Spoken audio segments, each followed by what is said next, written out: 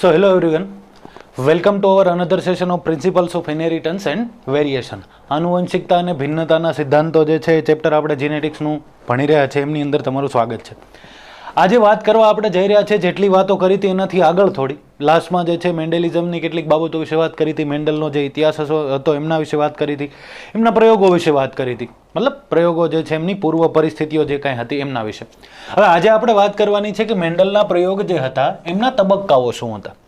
તમે કોઈ પણ પ્રયોગને ધ્યાનમાં લ્યો, એ કેમિસ્ટ્રીને રિલેટેડ હોય, બાયોલોજીને રિલેટેડ હોય, ફિઝિક્સને રિલેટેડ હોય, તો એમના ચોક્કસ સ્ટેપ્સ હોય. એ સ્ટેપ્સ જે છે આપણને મદદરૂપ થશે કે એમનું પરિણામ જે છે પોઝિટિવ આવશે, નેગેટિવ આવશે, મધ્ય આવશે, કેવું આવશે. સો સ્ટેપ્સ જે છે ખૂબ જ ઇમ્પોર્ટન્ટ છે.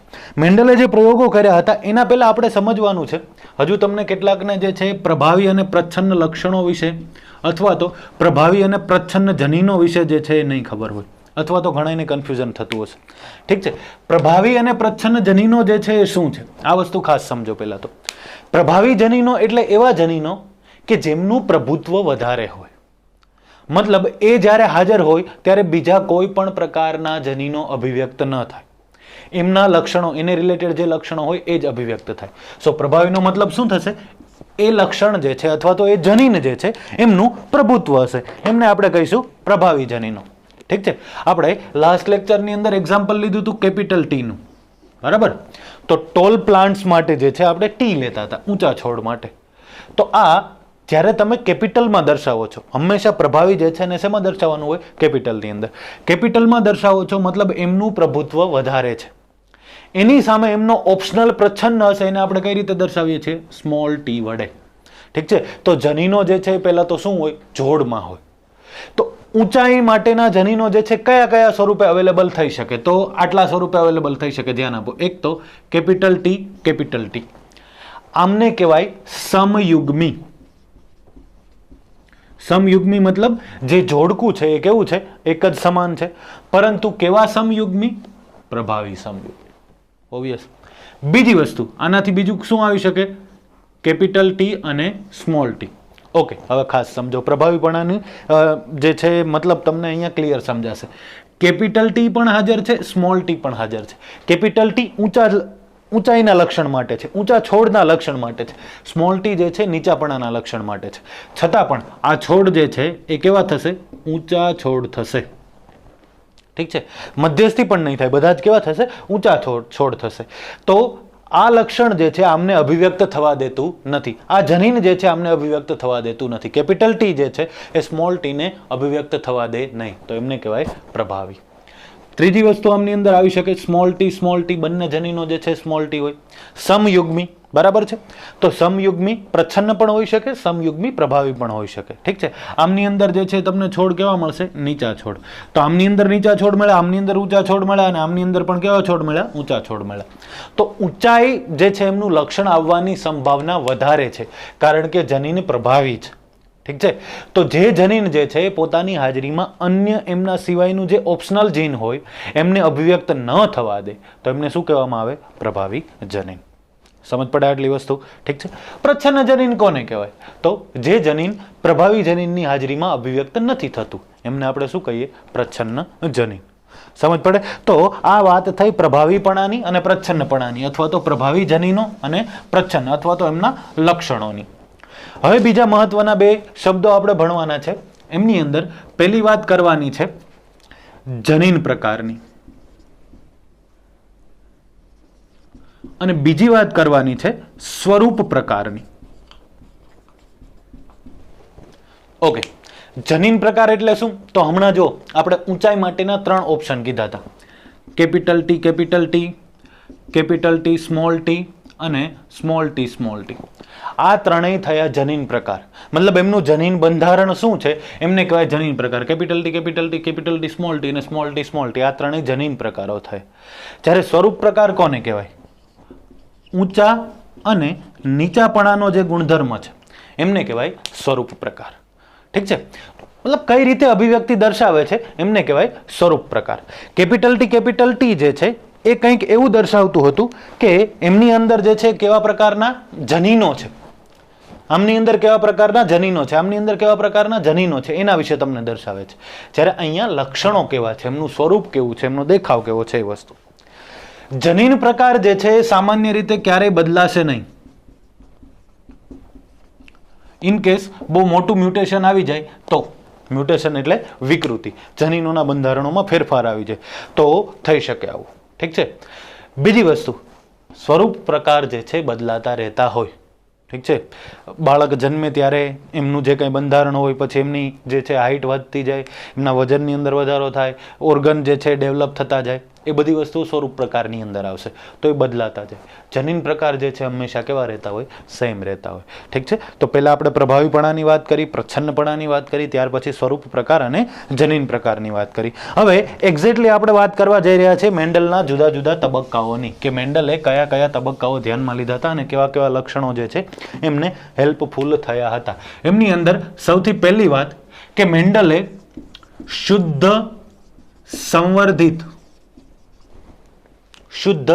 સંવર્ધિત વનસ્પતિઓ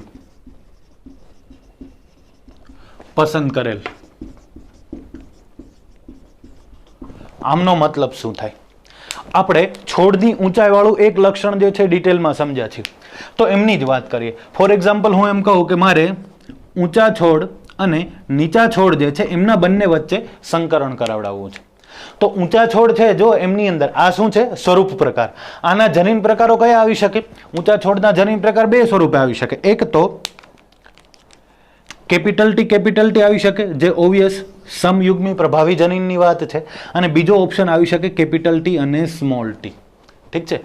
આમને કહેવાય સંપૂર્ણ શુદ્ધ ઊંચા, જ્યારે આમને શુદ્ધ ઊંચા ન કહેવાય, કારણ કે આમની અંદર પ્રચ્છન્નનો એક લક્ષણ છે, એક જનીન છે, એટલા માટે. સમજ પડે? તો ઊંચા છોડ જે છે એમની અંદર કેપિટલ ટી આપણે સંપૂર્ણ શુદ્ધ પ્રમાણ લઈએ છીએ. નીચા છોડની અંદર તો ઓબ્વિયસ જે છે શુદ્ધ જ હશે, કારણ કે સ્મોલ ટી બંને ભેગા થશે તો જ એ શું થશે? નીચાપણાનો ગુણધર્મ ધરાવશે. સમજ પડે છે? તો મેન્ડલે જે છે શુદ્ધ સંવર્ધિત વનસ્પતિઓ જે છે એ પસંદ કરેલ. હવે મેન્ડલે જ્યારે આ બધી બાબતોની વાત કરી ત્યારે શું એમને જનીન વિશે આઈડિયા હતો એક્ઝેક્ટલી? મેન્ડલ જે છે શું કોઈ મોટા સાયન્ટિસ્ટ હતા? ના. ખરેખર તો એ ગણિતની અંદર પણ વધારે પ્રમાણમાં જે છે જાણકાર હતા. ઠીક છે. તો એવા બધા સાયન્ટિસ્ટ ન હતા, એમને એક્ઝેક્ટ એટલી બધો ખ્યાલ ન હતો, પણ એમણે અવલોકનના આધારે કઈ રીતે અભિવ્યક્ત થાય છે લક્ષણો, એમના આધારે કેટલાક તારણો આપ્યા હતા. મેન્ડલે જ્યારે સૌપ્રથમ આ બધી વસ્તુઓ જોઈ ત્યારે એમણે કીધું કે કંઈક હશે, જેમને એમણે નામ આપ્યું ફેક્ટર્સ. ફેક્ટર્સને આપણે ગુજરાતીમાં કહીએ છીએ કારકો, જેને આપણે અત્યારે જનીનો કહીએ છીએ. તો જનીનો છે એમને ખરેખર મેન્ડલે શું કીધેલું? કારકો કીધા હતા. તો ઓબ્વિયસ એમને કંઈ વટાણાનો છોડ જે છે જોઈને ખબર નહીં પડી જાય કે આમનું જનીન બંધારણ ઊંચા છે તો કેપિટલ ટી છે કે કેપિટલ ટી અને સ્મોલ ટી છે. સમજ પડે છે? તો આમની પસંદગી માટે શું કરવું પડે? આમની પસંદગી માટે સતત એમનું ફલન કરાવડાવવું પડે. સતત ફલન એટલે કઈ રીતે? તો જો સમજો, capital T cross capital T આ રીતે. અને બીજો ઓપ્શન આપણી પાસે શું છે? પહેલા તો આમની જ વાત કરી લઈએ. જો આમની અંદર શું થાય? ઊંચા છોડ અને ઊંચા છોડ પણ કેવા છે? સંપૂર્ણ શુદ્ધ સંવર્ધિત ઊંચા છોડ, એમના વચ્ચે સંકરણ કરાવડાવે તો આમની અંદર તમે કોઈ પણ ઓપ્શન લ્યો, બધા જ જે છે તમને કેવા મળશે? Capital T. તો સૌ પ્રથમ ઉપરની તરફ હોય એમને પેરેન્ટ એટલે કે પી કહેવામાં આવે. એમની અંદરથી જે મળી આવે એમને ફિલિયલ કહેવામાં આવે. ફિલિયલ એટલે એમની ઓફસ્પ્રિંગ, એટલે કે એમની જે છે એ સંતતિઓ. તો એટલે એમને આપણે એફ વડે દર્શાવીએ, ફિલિયલ અને પેરેન્ટ. આ વસ્તુ ખાસ સમજો. સૌપ્રથમ પહેલી પેઢી મળે તો એમને કહેવામાં આવે F1. ત્યાર પછી હજી આગળ આમની અંદર જે છે સંકરણ કરાવડાવો તો F2, એમનાથી આગળ સંકરણ કરાવડાવો તો F3. આ રીતે. ઠીક છે. તો આપણે જનરલી F3 સુધી ડિટેલમાં ભણશું, કેટલાકની અંદર F2 સુધી ભણશું, કેટલાકની અંદર F3 સુધી ભણશું. તો આમની અંદર તમે સતત સંકરણ કરાવતા જાઓ અને બધા જની અંદર ઊંચા છોડ જ મળે, બધા જ પરિણામો. એમનો મતલબ કે સંપૂર્ણ શુદ્ધ હશે. પરંતુ જો આમની અંદર સંકરણ કરાવતા જતા વચ્ચે કેટલીક માત્રામાં, માની લો કે 25% માત્રામાં જે છે એ પણ નીચા છોડ મળે, તો એમનો મતલબ કે આ બંને જે છે સંપૂર્ણ શુદ્ધ ન હતા. આમાંથી કોઈ પણ એક પણ અશુદ્ધ હોઈ શકે. એનાથી આગળની પેઢીઓ જે છે એમની અંદર શું આવી શકે, નીચાપણાનો ગુણધર્મ આવી શકે. સો સૌથી ઇમ્પોર્ટન્ટ કે મેન્ડલે શુદ્ધ સંવર્ધિત વનસ્પતિઓને પસંદ કરેલ. શુદ્ધ સંવર્ધિત વનસ્પતિઓને પસંદ કરેલ એટલે એમણે એનું જીનેટિક સ્કેનિંગ નહોતું કર્યું, કે એમની આખું જનીન બંધારણ નહોતું તપાસ્યું, પણ એમણે એમની અભિવ્યક્તિઓના આધારે, એમના અવલોકનના આધારે, કે સતત નવા છોડ જે છે અસ્તિત્વમાં આવતા ગયા અને બધા જ છોડ જે છે એમનું અવલોકન કર્યું અને એમના આધારે જે છે એમણે પસંદગી કરી હતી. સો સૌપ્રથમ તો આ વાત, આટલી વસ્તુ સમજાય બધાને? ઠીક છે. હવે ત્યાર પછી બીજો મુદ્દો, બીજી વાત જે છે મેન્ડલે ધ્યાનમાં રાખી હતી એ F1 પેઢી મેળવવા માટે, F1 પેઢી મેળવવા માટે જે પિતૃઓ હતા, પિતૃઓમાં શું કરાવડાવ્યું હતું? પિતૃઓની અંદર પરફલન કરાવડાવ્યું હતું. હવે આગળના લેક્ચરની અંદર આપણે ચર્ચા કરી ચૂક્યા છીએ કે પરફલન એટલે શું થાય. એક પુષ્પ છે જેમને તમે નર પુષ્પ તરીકે લ્યો, બીજા પુષ્પને માદા પુષ્પ તરીકે લ્યો, તો નર પુષ્પની પરાગરજ જે છે માદા પુષ્પ પર આપણે પ્રસ્થાપિત કરવાની રહેશે. તો આમને આપણે શું કહીએ છીએ? પરપરાગનયન. સ્વપરાગનયન એટલે ઓટોમેટિકલી થતું હોય, પરપરાગનયન એટલે આપણે અલગ રીતે કરાવતા હોય, જેને આપણે પરફલન કહીએ છીએ. પરફલન એટલે સ્વફલન એટલે શું થતું હોય? એ જ પુષ્પની જે છે પરાગરજ દ્વારા ફલન થતું હોય. પરફલન એટલે બીજા પુષ્પ દ્વારા, અને કૃત્રિમ ફલન પણ આપણે એમને કહી શકીએ. તો F1 પેઢી મેળવવા માટે મેન્ડલે શું કર્યું હતું? પિતૃઓ વચ્ચે જે છે શું કરાવવામાં આવ્યું હતું? પરફલન. આમનો મતલબ શું થાય? તો આપણે વાત કરીએ છીએ ને કે ભાઈ કેપિટલ ટી એટલે કે એક ઊંચો છોડ, અને બીજો સ્મોલ ટી એટલે કે એક નીચો છોડ. આ બંને વચ્ચે ફલન કરાવવામાં આવે, મતલબ આ શું થયું? પરફલન થયું. ભલે એમની F1 પેઢીની અંદર બધા જ છોડ જે છે ઊંચા મળતા હોય, છતાં પણ કરાવવામાં શું આવ્યું હતું? પરફલન. ઠીક છે. આ જે છે આપણે એક સંકરણ પ્રયોગની અંદર વધુ ડિટેલમાં આગળ ભણવાનું છે. આજ લેક્ચરમાં તમને આઈડિયા આવી જશે. સો મેન્ડલના આ બે મુદ્દાઓ ખાસ ઇમ્પોર્ટન્ટ. શુદ્ધ સંવર્ધિત વનસ્પતિઓ પસંદ કરેલ, F1 પેઢી માટે જે છે શું હતું? પિતૃઓની અંદર શું કરાવવામાં આવ્યું હતું? પરફલન. ઓકે, પડે સમજ? ચલો. સો હવે વાત કરીએ ત્રીજા મુદ્દાની. F1 પેઢીની અંદર આપણે શું વાત કરી? F1 પેઢી મેળવવા માટે શું કરવામાં આવ્યું હતું? પિતૃઓની અંદર પરફલન. જ્યારે F2 તથા F3 પેઢી માટે સ્વફલન કરાવવામાં આવ્યું. સ્વફલન એટલે શું? તો જે છોડ છે એમના જ પુષ્પો વચ્ચે સ્વફલન થયું. આપણે પ્રયોગ હમણાં એક સંકરણ પ્રયોગની વાત કરીએ એટલે તમને એક્ઝેક્ટ આઈડિયા આવી જશે કે કઈ રીતે સ્વફલન જે છે કરાવવામાં આવ્યું હશે. તો પહેલા તો શુદ્ધ સંવર્ધિત જાતો જે છે એ ઇમ્પોર્ટન્ટ. શુદ્ધ સંવર્ધિત જાતોનો મતલબ શું થાય એ તમને આઈડિયા હોવો જોઈએ. કઈ રીતે મેળવવામાં આવે? તો મેન્ડલને કોઈ એવો ખ્યાલ ન હતો, બરાબર? આપણે અગાઉ એ પણ વાત કરી હતી કે મેન્ડલ જે છે એ આ કારકોની વાત કરી, એ કારકોના સ્થાન નહોતા દર્શાવી શક્યા. મતલબ એ ક્યાં આવેલા હોય, કોષની અંદર છે, રંગસૂત્રો પર છે, રંગસૂત્રો કોષની અંદર ક્યાં આવેલા છે, એમને એક્ઝેક્ટ આઈડિયા ન હતો. તો એ બાબતો. બીજી વસ્તુ કે F1 પેઢી મેળવવા માટે અહીંયા શું કરાવવામાં આવ્યું હતું? પરફલન. ઠીક છે. ત્યાર પછી F2 તથા F3 પેઢી જે છે એમના માટે જે છે શું લેવામાં આવ્યું હતું? સ્વફલન લેવામાં આવ્યું હતું. તો સૌપ્રથમ આમને જે છે આપણે શું કહીએ? પેરેન્ટ એટલે કે P. ત્યાર પછી ફિલિયલ 1 એટલે કે F1, ફિલિયલ 2 તો F2, ફિલિયલ 3 તો F3. આ મુજબ જે છે સતત ચાલ્યા રાખે. અહીંયા પરફલન એટલે કે બે અલગ અલગ લક્ષણો વાળા છોડ જે છે એમના વચ્ચે શું કરવામાં આવ્યું? પરફલન. F1 પેઢીના છોડ જે હશે એમની અંદર F2 મળશે એમની અંદરથી, તો આમના માટે જે છે શું કરવામાં આવ્યું હશે? સ્વફલન. આમની અંદરથી આમના માટે શું કરવામાં આવ્યું હશે? સ્વફલન. એ વસ્તુની વાત આપણે આગળ કરવાની છે. પણ હવે વાત કરી લઈએ તબક્કાઓની, કે કયા તબક્કાઓ જે છે ખાસ ઇમ્પોર્ટન્ટ હતા, અથવા તો એમનો મતલબ શું થાય. કેટલાક વર્ડ્સ જે છે એ ખાસ આપણે સમજવાના છે. એમની અંદર બધાએ વ્યવસ્થિત રીતે ધ્યાન આપવાનું છે. તમને લોકોને એક્ઝેક્ટ આઈડિયા આવવો જોઈએ કે આમનો મતલબ જે છે શું થશે, એક્ઝેક્ટ મતલબ. ઓકે, એમની અંદર મેન્ડલે જે તબક્કાઓ ધ્યાનમાં લીધા હતા એમની અંદર સૌપ્રથમ આપણે વાત કરવા જઈ રહ્યા છીએ ઇમેસ્ક્યુલેશન, અથવા તો એમને ગુજરાતી ભાષામાં આપણે કહીએ છીએ વંધીકરણ. હવે આમનો મતલબ શું થાય? ઇમેસ્ક્યુલેશન જે છે એમનો મતલબ એક્ઝેક્ટ શું થાય?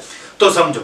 ઇમેસ્ક્યુલેશન એટલે શું? અગાઉ આપણે વાત કરી હતી કે આમ, અથવા તો અહીંયા આ શબ્દ પરથી પણ તમને એક્ઝેક્ટ આઈડિયા આવવો જોઈએ વંધીકરણનો મતલબ શું થાય.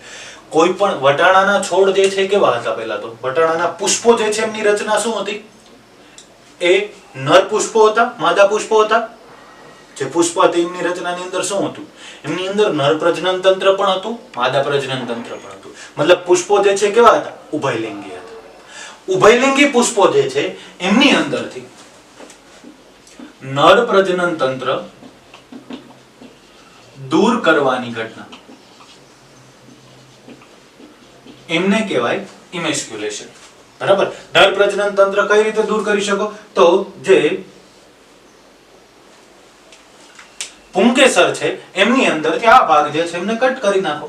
આ ભાગને કટ કરી નાખશો એટલે એમની પરાગરજ જે છે એમના પર સ્થાપિત થઈ શકશે નહીં.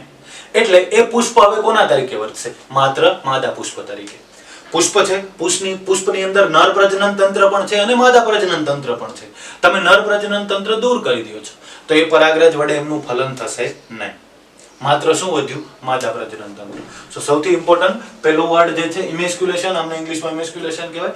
વંધીકરણની પ્રોસેસ આપણે કહે છે. વંધીકરણની પ્રોસેસની અંદર શું હોય? નર પ્રજનન તંત્ર સામાન્ય રીતે દૂર કરવાની પ્રક્રિયા, આમને આપણે કહીએ છીએ ઇમેસ્ક્યુલેશન પ્રોસેસ. ઓકે, હવે ત્યાર પછીનો બીજું સ્ટેપ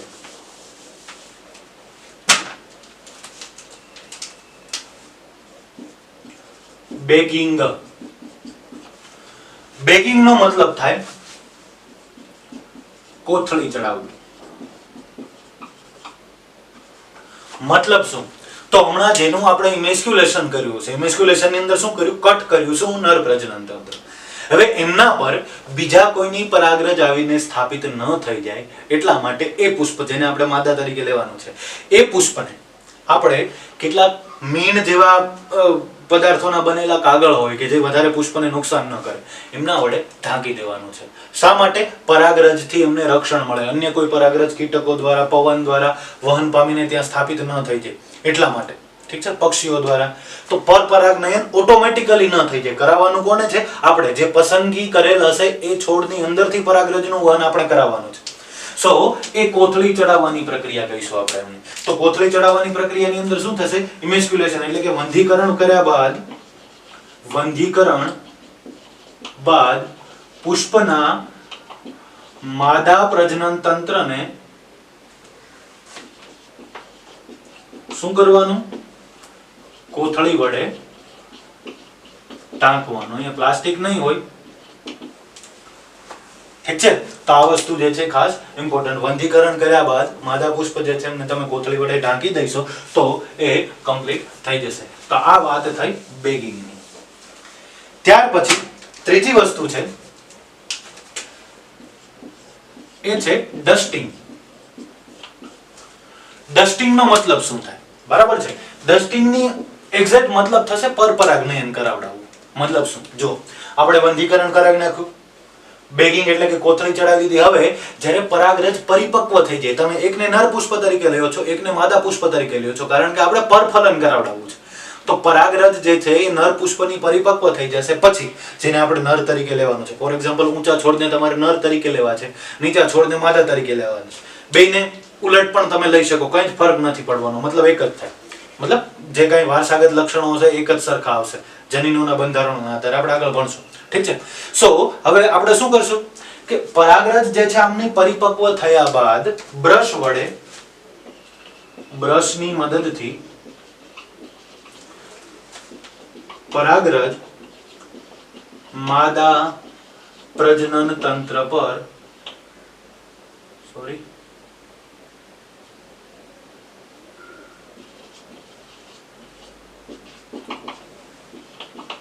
સ્થાપિત કરવાની. બ્રશની મદદથી. શા માટે? તો પરાગરજ જે છે આપણે હાથે ઉપાડીને નહીં મૂકીએ.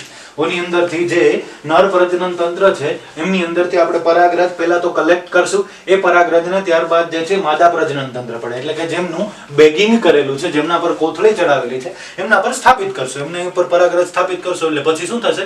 પરાગરજનું અંકુરણ થશે અને પછી આગળ જે કાંઈ પરાગ વાહિનીની અંદર પરાગ નલિકા વિકસશે અને એમનું શું કરશે? ફલન કરશે. તો ઓવરઓલ શું થયું? બે અલગ અલગ છોડ, બે અલગ અલગ પુષ્પો વચ્ચે શું કરવામાં આવ્યું? ફલન. એમને આપણે શું કહે છે? પરફલન. તો આ વાત થઈ છે ની ડસ્ટિંગની. ઠીક છે? ત્યાર પછી આપણે વાત કરવાની છે મેન્ડલે જે મુદ્દાઓ ધ્યાનમાં લીધા હતા એ. ચોથી વાત ટેગિંગ. ટેગિંગ નો મતલબ સ્પેસિફિક ટેગ આપવા. ટેગ એટલે શું? ટેગ એટલે કે જે તે છોડ એમને પસંદ કર્યા હશે, જે તે પ્રજનન કરાવડાવ્યું હશે, ત્યાં આજુબાજુમાં જે છે વ્યવસ્થિત ટેગ, ત્યાં નોંધ રાખવી એમની કે ભાઈ આ ઊંચા છોડ અથવા તો આ નીચા છોડ, આમની અંદર કેવું પર જે છે જનીન બંધારણ હશે, એમણે જે કંઈ અવલોકન કર્યું હતું એ. સો એમના સ્પેસિફિક ટેગ આપવાની પ્રક્રિયા જે છે એમને આપણે જે છે શું કહીશું? ટેગિંગ પ્રક્રિયા. ઠીક છે. ત્યારબાદ ઇમ્પોર્ટન્ટ વાત, જે ડસ્ટિંગ ની આપણે વાત કરી, ત્યાર પછી ટેગિંગ, અને ટેગિંગ બાદ જે છે શું થઈ ગયું હશે? તો ઓટોમેટિકલી થઈ ગયું હશે હવે ફલન. ફલન થઈ ગયા બાદ અંતે જે છે આપણે શું કરશું? બીજ મેળવવાની પ્રક્રિયા. કારણ કે બીજ મળશે તો જ નવી પેઢી જે છે એ આપણે ધ્યાનમાં લઈ શકશું. સો આટલા મુદ્દાઓ જે છે ખાસ ઇમ્પોર્ટન્ટ. સૌપ્રથમ ઇમેસ્ક્યુલેશન. ઇમેસ્ક્યુલેશન એટલે નર પ્રજનન તંત્ર કટ કરવાની પ્રક્રિયા. ત્યાર પછી બેગિંગ એટલે કે જેમનું નર પ્રજનન તંત્ર તમે કટ કરી લીધું છે એમના પર માદા પ્રજનન તંત્રને વ્યવસ્થિત રીતે ઢાંકવાની પ્રક્રિયા. શા માટે ઢાંકીએ છીએ? અન્ય પરાગરજથી બચાવવા માટે. અન્ય પરાગરજ જે છે ફલન ન કરી દે એટલા માટે. ત્યાર પછી ડસ્ટિંગ. ડસ્ટિંગ નો મતલબ શું થાય? તો જે પુષ્પની અંદરથી તમારે પરાગરજ મેળવવાની છે, જે નર પ્રજનન તંત્રની અંદરથી પરાગરજ મેળવવાની છે, એ પરાગરજને મેળવો, એકઠી કરો અને ત્યારબાદ બ્રશની મદદથી ક્યાં સ્થાપિત કરી દો? માદા પ્રજનન તંત્ર પર. ત્યાર પછી ટેગિંગ. ટેગિંગ એટલે ટેગ આપવા, સ્પેસિફિક ટેગ જે છે એ આપી દેવાની વાત. ત્યાર પછી જે છે ફલન થશે આવું કરશો એટલે, અને અંતે જે છે બીજ જે છે એમને મેળવવાની. કેટલી સંખ્યામાં મળ્યા, એમનું જે છે વાવેતર કરવાનું, એમની અંદરથી કેટલા જે છે પ્રભાવીપણાના લક્ષણો ધરાવે છે, કેટલા જે છે પ્રચ્છન્નના લક્ષણો ધરાવે છે, એ બધી બાબતો જે છે ખાસ ઇમ્પોર્ટન્ટ. તો આટલા જે છે મેન્ડલના પ્રયોગ જે છે એમના તબક્કાઓ હતા. પડે સમજ? ઓકે, ચલો હવે આપણે વાત કરવાની છે મેન્ડલનો જે એક્ઝેક્ટ પ્રયોગો હતા એમનામાંનો એક પ્રયોગ, જેને આપણે કહીએ છીએ એક સંકરણ પ્રયોગ. એક સંકરણ પ્રયોગ જે છે એમની અંદર શું હશે? તો ખાસ ઇમ્પોર્ટન્ટ, આમની અંદર ધ્યાનમાં લેવાયું હશે એક જ જનીનનું વારસાગમન. જો ઇનિશિયલી છે ને મેન્ડલે શરૂઆતમાં સૌપ્રથમ જે છે એ આ બધી બાબતો જે છે ધ્યાનમાં લીધા પહેલા આપણે અત્યારે કેટલા વેરિએશન જોઈએ છે વટાણાના છોડમાં? 7 વિવિધતાઓની વાત કરીએ છીએ, 7 ભિન્નતાઓની વાત કરીએ છીએ. મેન્ડલે શરૂઆતમાં જોયું ને ત્યારે એમની અંદર એમની વટાણાઓની અંદર 34 ભિન્નતાઓ મળી હતી. 34 માંથી એમણે એમની અંદર સ્વફલન થવા દીધું તો 34 માંથી જે છે કેટલી ભિન્નતાઓ મળી? 22 ભિન્નતાઓ જે છે ફરી પાછી મળી. અને 22 માંથી જે વ્યવસ્થિત એમને મતલબ પ્રયોગોમાં એપ્લાય કરી શકે એવી ભિન્નતાઓ જે છે એમણે કઈ પસંદ કરી? 7, કે જે મોસ્ટ કોમન હતી. સમજ પડે છે? તો ટોટલ 34 ભિન્નતાઓ હતી, એમની અંદરથી 22 ભિન્નતાઓ જે છે એમનું મેન્ડલે અવલોકન કર્યું હતું, મતલબ એમને યોગ્ય લાગી હતી. અને એમની અંદરથી અંતે પ્રાયોગિક રીતે એપ્લાય કરવા માટે કેટલી ભિન્નતાઓને એમણે ધ્યાનમાં લીધી હતી? 7 ભિન્નતાઓ. તો શું 7 ભિન્નતાઓ છે, 7 ભિન્નતાઓનું અવલોકન એકી સાથે કરવાનું છે? મેન્ડલે એક સાથે કર્યું હતું? જવાબ છે ના. મેન્ડલે જે છે શરૂઆતમાં એક જ લક્ષણ જે છે એમનું વારસાગમન જે છે જોયું હતું. ત્યાર પછી 2 લક્ષણોના વારસાગમનને આધારિત, ત્યાર પછી 3 લક્ષણોના વારસાગમનને આધારિત. તો એક જ લક્ષણના વારસાગમનને ધ્યાનમાં લીધું હોય એમને કહેવાય એક સંકરણ પ્રયોગ. બરાબર? તો કોઈ પણ છોડ જે છે ફોર એક્ઝામ્પલ એમનું જનીન બંધારણ કેવા પ્રકારનું છે? કેપિટલ ટી છે, મતલબ ઊંચા છોડ છે, સાથે સાથે બીજું શું છે? તો કેપિટલ આર છે, મતલબ ગોળાકાર બીજ છે. ત્યાર પછી કેપિટલ વાય છે, મતલબ યલો કલરના બીજ છે. બરાબર? તો આ મુજબ અલગ અલગ ઘણા બધા લક્ષણો છે. એક સંકરણ પ્રયોગની અંદર એમની માત્ર ઊંચાઈને ધ્યાનમાં લીધી હોય તો ઊંચાઈ જ. જો એમણે બીજનો આકાર ધ્યાનમાં લીધો હોય તો એ જ. જો એમણે બીજનો રંગ ધ્યાનમાં લીધો હોય તો એ જ. પુષ્પનો રંગ, પુષ્પનું સ્થાન, સિંગ જે છે એમનો આકાર, સિંગ જે છે એમનો રંગ, 7 માંથી કોઈ પણ એક જ લક્ષણને એમણે ધ્યાનમાં લીધું હતું. ઓકે? સો હવે વાત કરીએ એક્ઝેક્ટ પ્રયોગ જે છે એમનો શું હતો. ઓકે, સો હવે વાત કરીએ એક સંકરણ પ્રયોગની. એક સંકરણ પ્રયોગની અંદર આપણે હમણાં શું કીધું? એક લક્ષણનું વારસાગમન. મતલબ ઓવરઓલ શું વાત છે કે જે 7 લક્ષણો છે વિરોધાભાસી, એમની અંદરથી કોઈ પણ એક લક્ષણ જે છે એમને ધ્યાનમાં રાખવાનું છે. છોડની ઊંચાઈને ધ્યાનમાં રાખી છે તો પછી પુષ્પનો રંગ ભલે સફેદ હોય અને સામેની તરફ જાંબલી હોય, પુષ્પનું સ્થાન ભલે અક્ષીય કે જે કંઈ આપણે કહીએ છીએ કે ટોચ ઉપર હોય, કોઈ પણ રીતે હોય, એક જ લક્ષણ જે છે એમને ધ્યાનમાં રાખવાનું. તો મેન્ડલે તો ખરેખર બધા લક્ષણોને આધારિત એક સંકરણ પ્રયોગ જે છે અવલોકન કર્યા હતા એમણે, પણ આપણે જે ભણવાનો છે એ છે ઊંચાઈને આધારિત. ઠીક છે, છોડની હાઇટ જે છે એક ઊંચો છોડ હતો, એક નીચો છોડ હતો. બરાબર, અને એ પણ કેવો સંપૂર્ણ શુદ્ધ. બરાબર, તો આપણે શું વાત કરવાની છે કે ભાઈ ઊંચા છોડ અને નીચા છોડ વચ્ચે જે છે આપણે શું કરાવવાનું છે, સંકરણ કરાવવાનું છે. આ બંને વચ્ચે ક્રોસ જે છે કરાવવાનું છે. ઓકે, સો આમની અંદરથી કોઈ પણ એક મેલ હશે, કોઈ પણ એક જે છે ફિમેલ હશે. મતલબ એક પુષ્પ જે છે નર પુષ્પ હશે, એક પુષ્પ જે છે માદા પુષ્પ તરીકે વર્તશે. કઈ રીતે? તો ઇમેસ્ક્યુલેશન, બેગિંગ, એ તમને લોકોને હવે ખ્યાલ છે. ફોર એક્ઝામ્પલ આ જે છે એ માદા પુષ્પ તરીકે વર્તે છે, તો આ આપણે માદા પુષ્પ જે છે એમનો સિમ્બોલ દર્શાવી દીધો. નીચા છોડ જે છે નર પુષ્પ તરીકે વર્તે છે, તો આ એમનો સિમ્બોલ દર્શાવી દીધો. હવે તમને લોકોને ખબર પડવી જોઈએ કે નર પુષ્પો અને માદા પુષ્પો જે છે એમની અંદર કોની અંદર ઇમેસ્ક્યુલેશન અને બેગિંગ થતું હશે. ઇમેસ્ક્યુલેશન અને બેગિંગ બંને જે છે આ છોડની અંદર થશે, માદા પુષ્પની અંદર. કારણ કે એમને માદા પુષ્પ તરીકે આપણે સિલેક્ટ કર્યા, મતલબ પહેલા તો નર પ્રજનન તંત્રને આખાઈને કટ કરવાનું છે, અને બીજી વસ્તુ કે એમની અંદર આપણે શું કરવાનું થશે, કોથળી ચડાવવાની પ્રક્રિયા જે છે કરવાની થશે. ઠીક છે, હવે આમની અંદર આ જે છે ઊંચા અને નીચા બંનેની અંદર એક વસ્તુ કમ્પ્લીટલી ધ્યાનમાં રાખવાની છે, એ છે શુદ્ધ સંવર્ધિત. શુદ્ધ સંવર્ધિત એટલે શું કે એમની અંદર કમ્પ્લીટલી જે જીનોટાઇપ છે, જે જનીન પ્રકાર છે, એ કેવા હશે, સંપૂર્ણ શુદ્ધ. મતલબ ઊંચા છોડ છે તો બંને કેપિટલ ટી જ જનીન હશે, અને જો નીચા છોડ હોય તો બંને સ્મોલ ટી જ હશે. બરાબર, ઊંચા છોડની અંદર જે ઓપ્શન આવે છે કેપિટલ ટી સ્મોલ ટી, મતલબ વિષમયુગ્મી જે છે પ્રભાવી જનીન એ નહીં હોય. મતલબ વિષમયુગ્મી પ્રભાવી અને પ્રચ્છન્ન એ નહીં હોય. તો ઊંચા છોડ જે છે એમનું બંધારણ શું હશે, કેપિટલ ટી કેપિટલ ટી. જ્યારે નીચા છોડ જે છે એમનું બંધારણ શું હશે, સ્મોલ ટી સ્મોલ ટી. સમજ પડે? તો આ બંને વચ્ચે જે છે આપણે સંકરણ કરાવવાનું છે. ઊંચા છોડની અંદર સંકરણ કરાવીએ તો એમની અંદરથી જે ગેમેટ્સ ફોર્મેશન થશે, કઈ રીતે થશે, આમની અંદર જે કેપિટલ ટી છે એમની અંદરથી આમનું અર્ધીકરણ થાય, એટલે માત્ર શું વધે, કેપિટલ ટી. ઠીક છે, બે જનીનો છે, જનીનની એક જોડ છે, જોડમાંથી શું વધે, એક જ. જ્યારે આમની અંદરથી જે છે શેનું ફોર્મેશન થશે, ગેમેટ ફોર્મેશનની અંદર સ્મોલ ટીનું. સમજ પડે છે? હવે આ બંને જે છે જોડાશે એટલે શું બનશે, કેપિટલ ટી સ્મોલ ટી.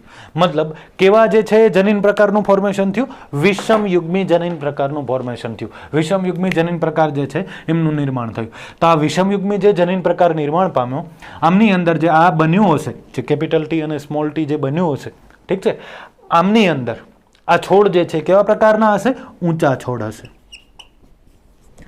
તો ઊંચા છોડ અને નીચા છોડ બંને વચ્ચે સંકરણ કરાવ્યું તો તમને કેવા છોડ મળ્યા, ઊંચા છોડ મળ્યા.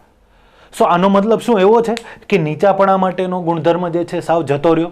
ના, એવું નથી. એ આગળની પેઢીમાં જોઈ શકાય, આગળની પેઢીઓમાં જે છે એમનું વારસાગમન થઈ શકે. એ આપણે હવે આગળ ડિટેલમાં ચર્ચા કરશું. તો પહેલી વસ્તુ તો આ જે કોમન આપણે સંકરણ આ રીતે દર્શાવીએ. ઠીક છે, બીજી વસ્તુ કે આપણે ડિટેલ્સ જે સંકરણ કમ્પ્લીટલી ભણવું હોય તો કઈ રીતે વાત કરી શકીએ. ઠીક છે, આ વસ્તુ સમજાય જાય. હવે આપણે ડિટેલ સંકરણ જે છે એમની વાત કરીએ. શું વાત કરી હતી આપણે કે ભાઈ સંપૂર્ણ શુદ્ધ ઊંચા એટલે કે કેપિટલ ટી એને ક્રોસ કરવાના છે સ્મોલ ટી સાથે. ઓકે, હવે આમની અંદર શું ધ્યાનમાં રાખવાનું, જો ફર્સ્ટ વન સાથે ફર્સ્ટ વન સાથે સેકન્ડ વન સાથે ફર્સ્ટ અને સેકન્ડ વન સાથે સેકન્ડ વન, એ રીતે આપણે જોડવાના. મતલબ કે કેપિટલ ટી જે છે એમની સાથે આ પહેલું છે તો એમની સાથે પહેલા જે છે એમને જોડવાની કોશિશ કરીએ.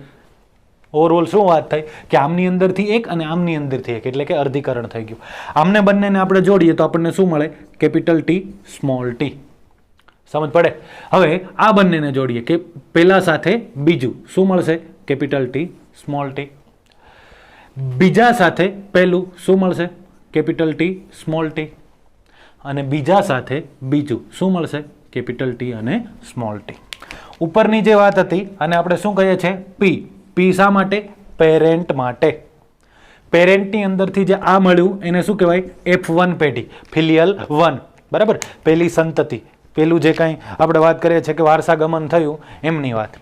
ઠીક છે, તો હવે તમે પરિણામમાં જોશો તો તમને એક્ઝેક્ટ આઈડિયા આવશે કે બધા જ છોડ જે છે એ કેવા પ્રકારના છે, ઊંચા છોડ હશે કે નીચા પ્રકારના છોડ હશે, ઊંચા છોડ હશે. મતલબ F1 પેઢીની અંદર 4 સંભાવના જે છે કેવી મળી, ઊંચા છોડની સંભાવના મળી. આ મેક્સિમમ સંભાવનાની વાત છે.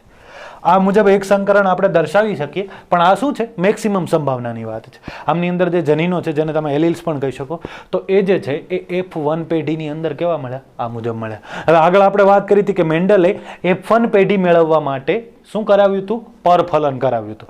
આમની અંદર તમારે નર અને માદાનો ઉલ્લેખ કરી નાખવાનો છે.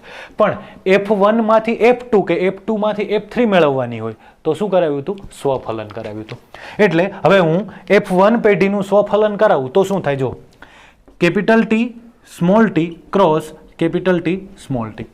ઓકે, આવું શા માટે મેં લીધું ભાઈ? સેમ બંધારણ શા માટે લીધું? કારણ કે ઊંચાઈ માટેના જનીન કેવા છે? આમની અંદર કેપિટલ ટી સ્મોલ ટી. નરની અંદર પણ સેમ, માદાની અંદર પણ સેમ. કારણ કે એક જ પુષ્પના મતલબ એક જ પુષ્પ હશે એમની અંદરથી નર પ્રજનન તંત્ર અને એક જ પુષ્પ જે છે એમની અંદરથી માદા પ્રજનન તંત્ર, બંનેની અંદરથી જનીનો જે છે એમને જોડવાનું કામ આપણે કરવાનું છે.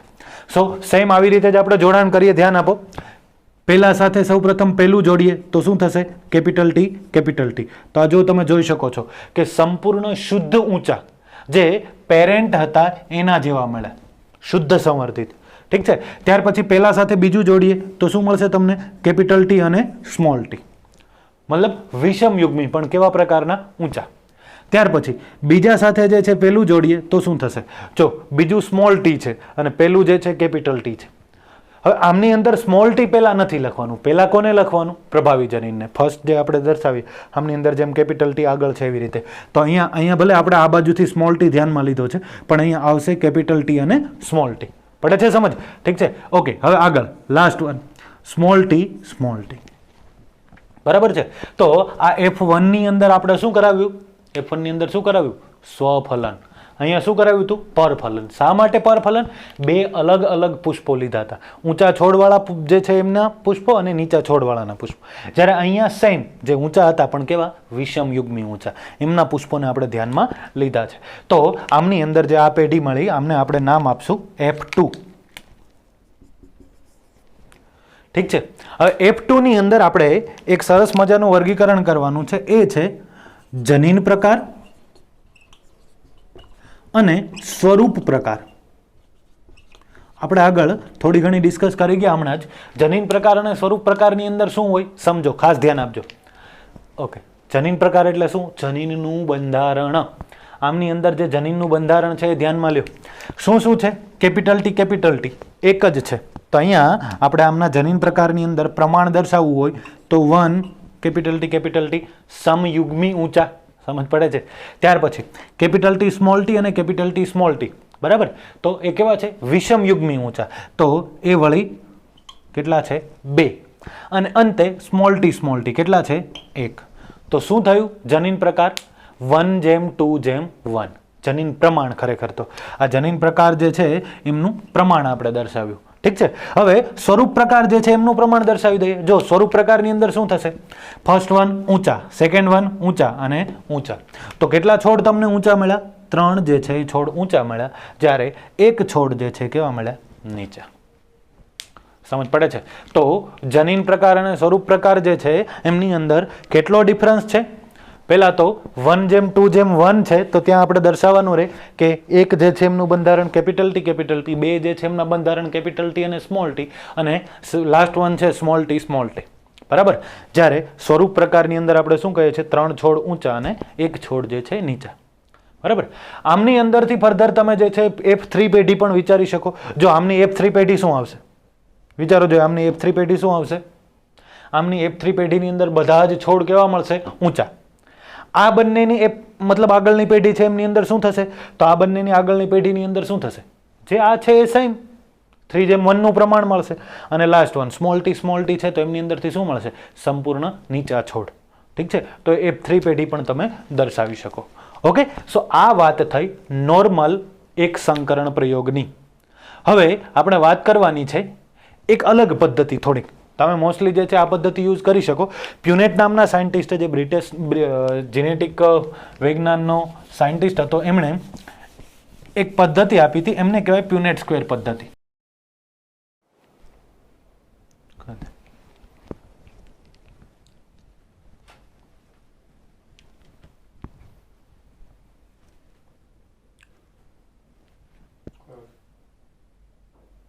સો હવે વાત કરીએ પ્યુનેટ સ્ક્વેર પદ્ધતિ.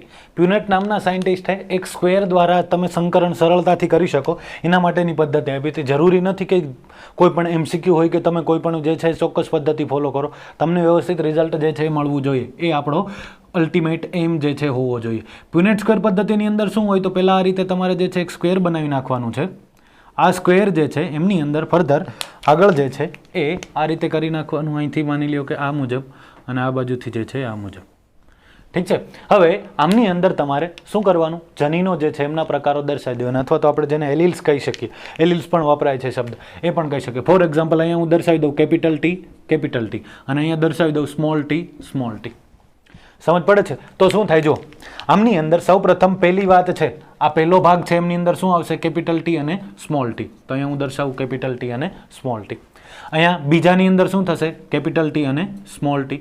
અહીંયા પણ શું આવશે કોમન, જો અહીંયા સ્મોલ ટી આવે છે, અહીંયા કેપિટલ ટી આવે છે, તો કેપિટલ ટી અને સ્મોલ ટી. અહીંયા પણ શું આવશે, કેપિટલ ટી અને સ્મોલ ટી આવશે. ઠીક છે. તો આ શેની વાત થઈ, F1 પેઢીની. ઓકે.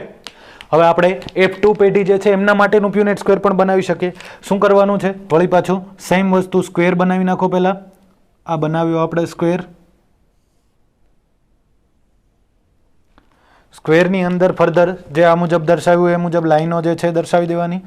અહીંયા દર્શાવી આપણે આ મુજબની લાઈનો.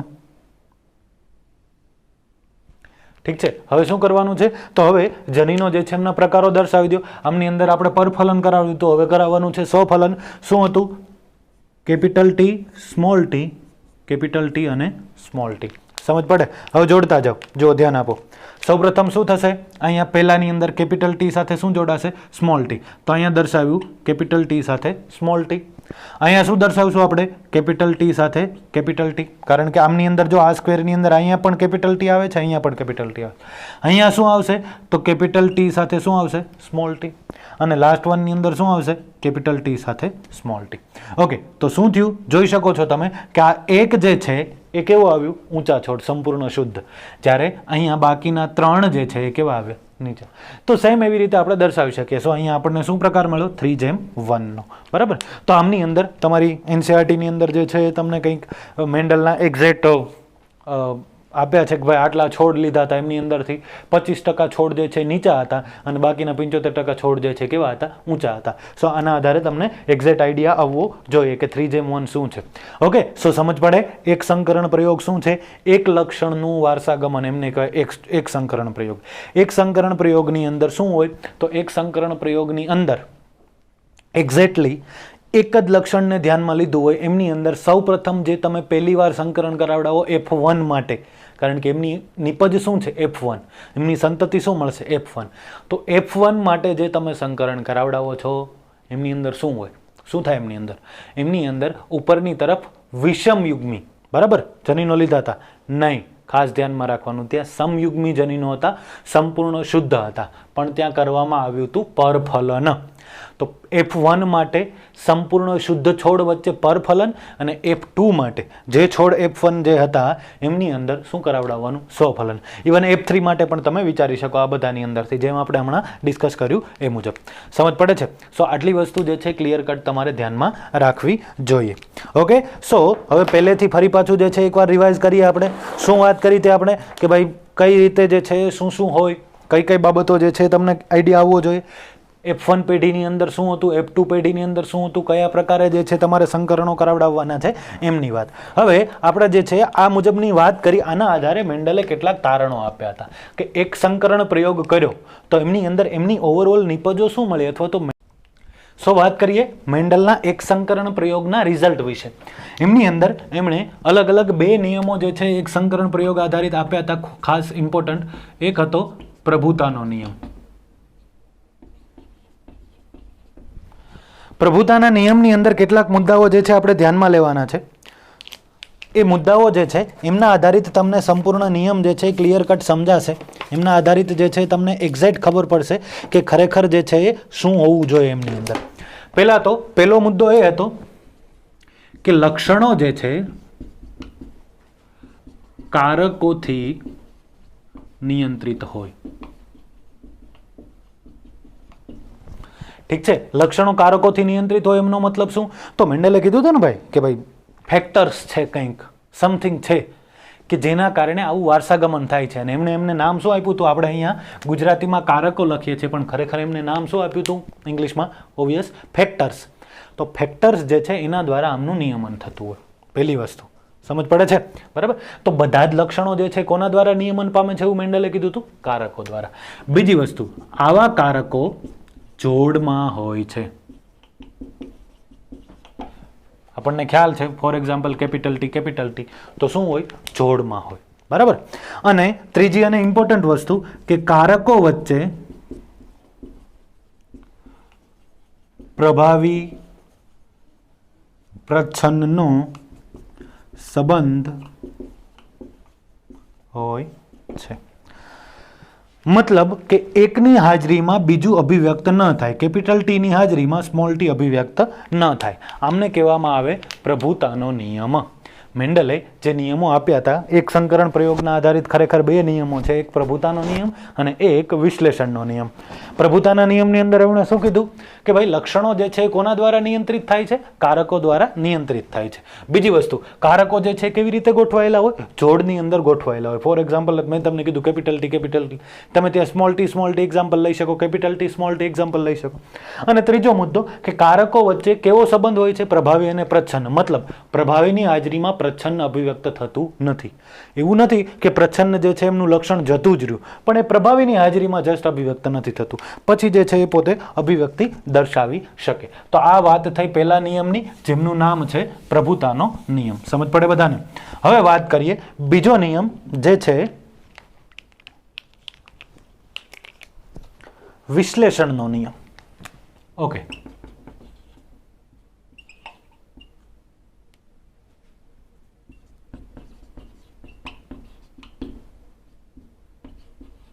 શું હોય વિશ્લેષણના નિયમમાં? તો જો આ વસ્તુ ખાસ, આમની અંદર એક જ વાક્ય છે, એમના ઉપર આધારિત તમારે સંપૂર્ણ સમજવાનું છે. કારકો મિશ્ર થયા વગર ભેગા રહે છે. કારકો મિશ્ર થયા વગર ભેગા રહે છે. આમનો મતલબ શું થાય? જો આપણે શું વાત કરીએ છીએ કે ભાઈ કેપિટલ ટી અને સ્મોલ ટી આ બે જુદા જુદા કારકો છે. બંને જે છે એક જ લક્ષણ માટે છે, પણ લક્ષણની અંદર શું જોવા મળે છે? વિરોધાભાસ. સો આ અલગ અલગ વિરોધાભાસ માટેના બે કારકો છે. વિરોધાભાસ માટેના કારકો જે છે એ મિશ્ર થયા વગર ભેગા રહે. એમની અંદર એકબીજાની કોઈ અસરો જે છે નથી જતી રહેતી, બરાબર?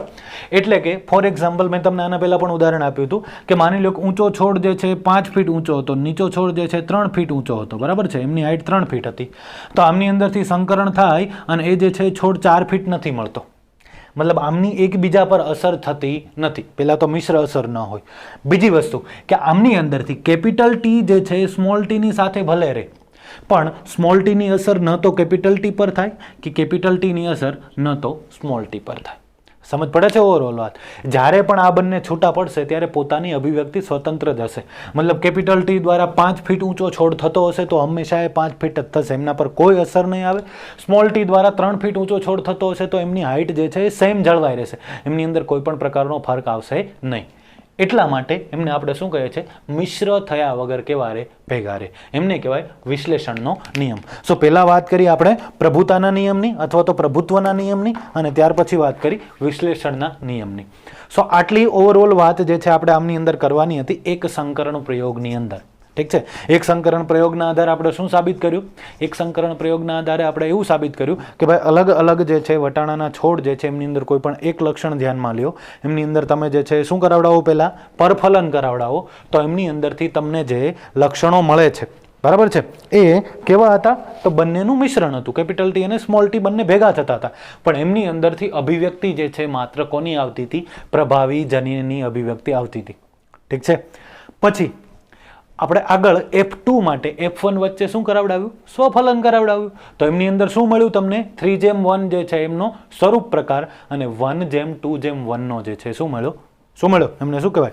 જીનોટાઈપ એટલે કે જનીન પ્રકાર. ફિનોટાઈપ એટલે સ્વરૂપ પ્રકાર, બરાબર છે? આ બંને ઇંગ્લિશ વર્ડ્સ છે, ફિનોટાઈપ અને જીનોટાઈપ, જેને આપણે ગુજરાતીમાં અનુક્રમે શું કહીએ છીએ? ફિનોટાઈપ એટલે શું થાય? સ્વરૂપ પ્રકાર, અને જીનોટાઈપ એટલે શું થાય? જનીન પ્રકાર. સો આ વાત થઈ ઓવરઓલ એક સંકરણ પ્રયોગની અને પ્રભુતાનો નિયમ અને વિશ્લેષણના નિયમની. સો આટલી વસ્તુ જે છે તમારે ક્લિયર થવી જોઈએ. હવે આગળના લેક્ચરમાં આપણે ચર્ચા કરવા જઈ રહ્યા છીએ દ્વિસંકરણ પ્રયોગ, એમના આધારિત નિયમો, અને જે આ એક સંકરણ પ્રયોગની વાત કરી હતી એમની અંદર કેટલાક જે છે પ્રોબ્લેમ્સ જે છે આવતા હોય એમની વાતો, કે સંપૂર્ણપણે શું હંમેશા એક સંકરણ પ્રયોગ સાચો જ છે? મેન્ડલે જેટલી વાતો કીધી તે બધી સાચી જ છે? હંમેશા એ એપ્લાય થાય છે કે કેમ?